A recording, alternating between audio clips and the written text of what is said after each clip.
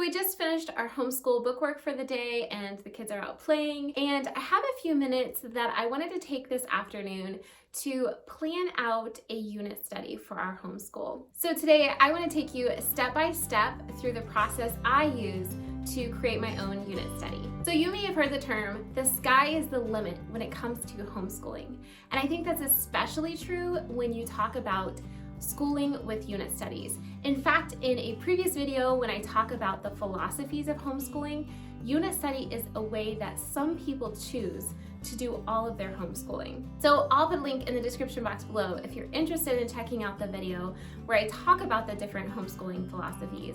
Since I'm more of an eclectic homeschooler, I use lots of different things in our homeschool, and unit studies is one of the things that I use. So today I'm going to take some time to plan out a unit study for our homeschool. I have learned that if I want to stay focused on a particular topic and adventuring in and the exploration of and learning about that topic, then I need to have a plan.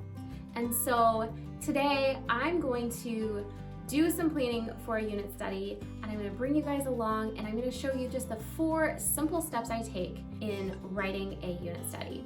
And these steps are: first, to choose a topic; next, to set goals; then to brainstorm ideas and research some resources; and then finally to write out a plan or create a roadmap. Okay, so before we get started on diving into the process of writing our own unit study, I have something for you. Ta-da! A unit study planner.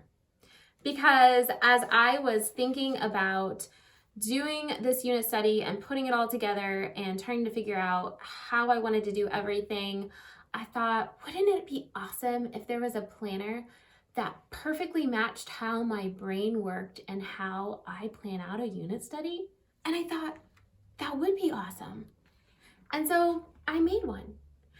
If you would like to get your own free copy of this unit study planner, then I have a link in the description box below, and you can click on that and it will send you to my website. You can print out your own PDF of this planner and you can follow along and create whatever unit study that you want to create for today. So now I'm going to get started with step number 1, which is choose a topic. And this can be something that's extremely broad and vague, such as the oceans, or something that's narrow and detailed, such as manatees. Either way, it just gives you a starting point and a focus point for this unit study. And I have chosen to do a unit study with my kids on gardening. So the first page of this unit study planner, you just fill in your topic. And you may already know some subtopics that you want to be talking about, or you might have some extra notes that you want to jot down here on the front page, but it's simply filling in the topic for what you want to be studying in your unit study. And so if you already know the depth of your unit study, you might already know the length of time that you're going to spend studying whatever subject it is. You also may know how much time you have that you can allot for this unit study. And so if you already know those things, you can fill in the unit length and the study time here on the first page. So now that we've chosen a topic, let's move on to step number 2, which is to set goals. So you could set your goals in numerous ways. You could do educational goals. These could be goals that you have for specific children in this study, or this could also be like an end result goal. What is your goal for the end result of this study? So the goals that I have for our gardening unit study is I want to plan and prepare for a garden this year. I want to start and grow a garden. And then I also want to spend lots of productive time together outside, because I love being outside and I love spending time with my kids. And I think that this would be an excellent way to spend that time together working on a project. So those are my goals for this study. Okay, so now that we have set our goals, step number 3 is to move on to brainstorming ideas and researching resources. So on the next page of the unit study planner is the spider diagram. So the spider diagram just helps us to begin this brainstorming process. And I absolutely love this diagram. I love putting the topic in the center, and then I like to use the squares around the edges to write down subjects and maybe topics or questions or things that I want to delve into each of these subjects. And so what I've done for this study is I have written down just some of the subjects.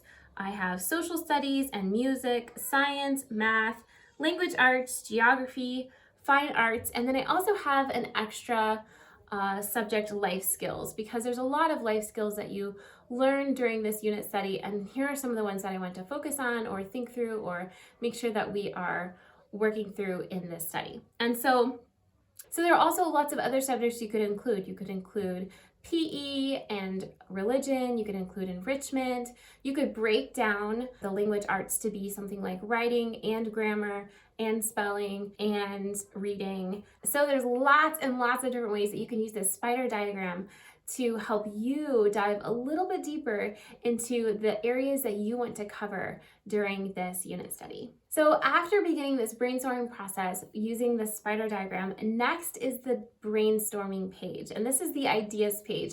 Any idea that pops into your head that has anything to do with this unit study, write it on this page. Any thoughts you have, anything you want to cover, any music or poetry and any verses that you want to learn.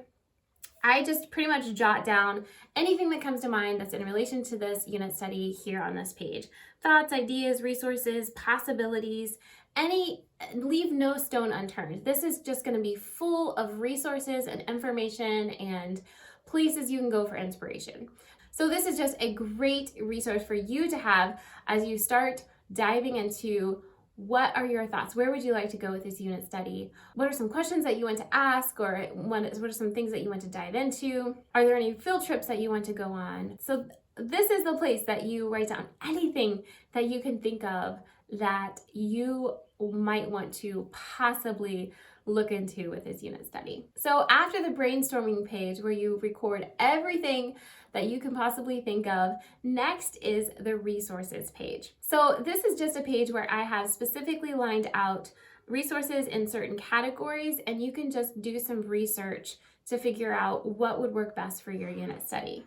So for the book lists, I usually pull out my computer and I start looking up book lists for the unit study. One of my favorite places to go is the readaloudrevival.com. If you've been here on my channel any length of time, you know that I love the resources there on that website. So I like to pull up there, and I'll just Google book list for gardening for kids.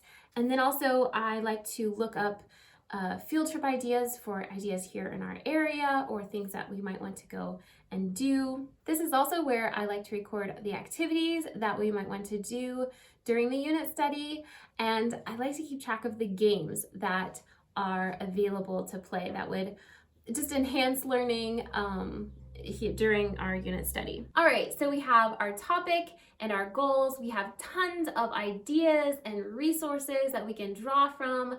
Let's move on to the final step, step 4, which is create a plan. So the next page is one of the most exciting pages of this whole unit study planner, and this is the unit study at a glance. And this is the beginning pages for creating that plan.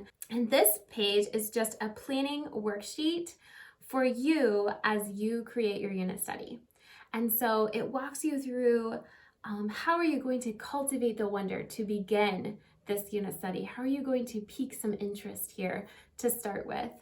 And then you create this course of action of what you want to do as you walk through this unit study, the things that you want to study and what that will look like. And then you have how are you going to conclude your study? There are so many options on how you can end your unit study. You could do a narration or a quiz. You could do a demonstration. You could put together a lap book or keep a notebook. You could do an exam or a report. I have seen where a family will roll out butcher paper on their table, and then as they talk about and discuss the unit that they just did, they will draw pictures or they will write out things that they remember. And that sounds like a beautiful way to memorialize the learning that has been happening. You could also do a fair. I know some families who do a unit study into a place, a geographical location. They will then put on a fair of different places that they study throughout the year, which sounds like an absolutely wonderful way to conclude a study. So I'm planning to do a party at the end of this study. I want to do a garden party. I think I want to have carrot cake and cucumber sandwiches. And so that's what I'm planning to do for the conclusion of this unit study. And then I just have the notes here of things that I want to include in our study. And then also there's a place here on this page of things to do. These are the things that I need to do and prepare so that we are ready to get started in this study. So now that I have a course of action, and here in our gardening unit study, my course of action is to first cast a vision, which I'm going to do through video and showing the kids the possibilities of a garden. And then we're going to get started together. We're going to create a gardening notebook, a family gardening notebook. And hopefully this is something that we can continue on in the following years. And then I want to plan together what our garden would be and how we're going to plot it out and all of that sort of good stuff. And also I want to plan like what we're planting and stuff. And then actually like preparing for the garden and doing the shopping and all of that. So for the preparation, then the planting of the garden. So while we're working on the garden and doing the prep work and the planning, I also want to be doing some extra things. Like I want to be learning a verse each week. I want to be learning 2 songs over the course of the month. I want to be reading poetry. I want to be reading a story. And I also want to be doing 1 art project each week. And so I'm really excited about how we're going to work all of this together, the song, poetry, art, and story in with our work.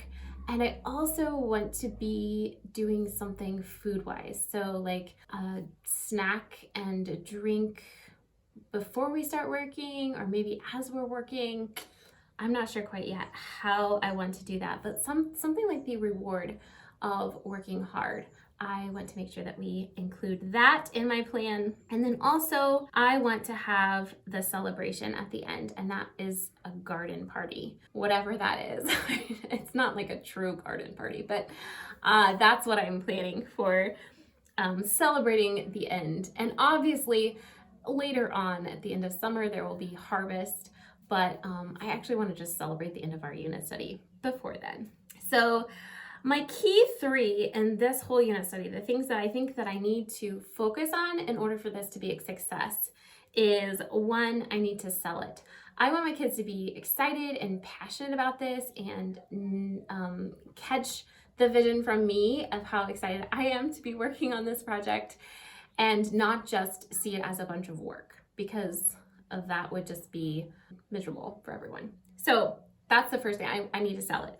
Second of all, I want to involve the senses. Each time that we're out there working, I want to be involving all 5 senses for my kids. I want them to be smelling and touching and tasting. I want them to be, hearing and seeing. I want all of those things to be linked in with this gardening experience. So I think it's going to be really important to make sure that I'm engaging all of those senses through the study. And then also the third thing is that I want to have my aces in their places. This is something my husband says all of the time, to put your aces in their places. And that means I want to make sure that I am using the strengths of my children and encouraging them in those strengths and letting them shine in those strengths. And that's not to say that I'm not going to challenge them and encourage them to grow in areas that they're not good in. But my organizer, I'm definitely going to let her do a little bit more of the organizing and planning. And my worker, I'm going to let her do, maybe she'll do less of the reading and more of the digging. So I really want to keep my aces in their places. I want them to be excited about growing in their strength. I want them to be excited about participating in this and realize that they're part of this team that makes it work well. And so those are the 3 things that I want to focus on to make this unit study successful for our family. So now that I have this course of action of how we're going to do this unit study, next is time to look at the actual scheduling of it and planning it out. Because this study in particular is going to be for a month, I have the next page, a monthly planner, and here I just have written out the dates on the days of the week, and then I have just put the focus of the week on those weeks, and I also have the verses that we're going to be memorizing that week. So for the first week, we're going to focus on planning, and the next week we're going to focus on the preparation, and the next week we're going to focus on the planting, and then the final week we're going to focus on the party. So how do you like that alliteration there?